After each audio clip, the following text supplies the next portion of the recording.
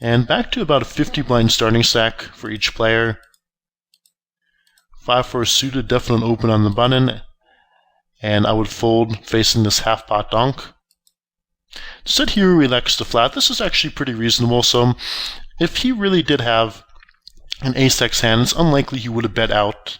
So when we flat, it's a flow looking to take the pot away on the turn with the possibility of turning the gut shot and being able to win a large pot in the unlikely event that he is strong. So, well, just folding is fine. I actually am totally content with hero electing to float here.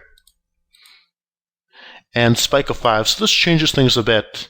And now if he checked, we could just check back with the showdown value we have. He fires again, and it is possible he's an ace, but other likely candidates are 2x, as well as a spade draw he's getting aggressive with, or possibly just air. And so I would just flat here. We're beating a decent amount of those hands, but there's not much point in raising. So by process of elimination, just flat call. And he again bets about a quarter of pot. These small bets from him have generally not been strong, and so I would just flat again. And here is good against 2x. So a nice line for this hand. I think that's pretty well played. Decently creative line that works out well. Ace-3 will check fold on the king-high flop. And I will go ahead and bet here. It's likely that villain would have c-bet if he had a pair. So I like just betting to charge draws and random hands that have 6 outs. And so about 12 or 13% equity against us. And now check, check. So reasonably played hand, but I would go ahead and fire the turn. Queen 10, so he again c-bets half pot, and here we're getting calls. Based on what we've seen before, it looks like decent candidates for him to have here are going to be 3x hands, 7x hands, and some straight draws. He fires again. I would just toss it at this point. And sure enough, he has 3x. Pocket 6s, we raise, he 3-bets. I would just 4-bet shove here.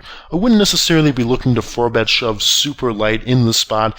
This is, I believe, his first substantial 3-bet of the match, but we started the hand off not much more than 40 blinds deep, and so there's also a decent amount out there, and when we do get called, we'll often be racing, so I would just 4-bet shove here. Instead here he likes to call. We are getting 2-to-1 in position, but at the same time, unless we flop 6 or some flops like 3, 4, 5, we're going to be facing a lot of difficult post-flop decisions.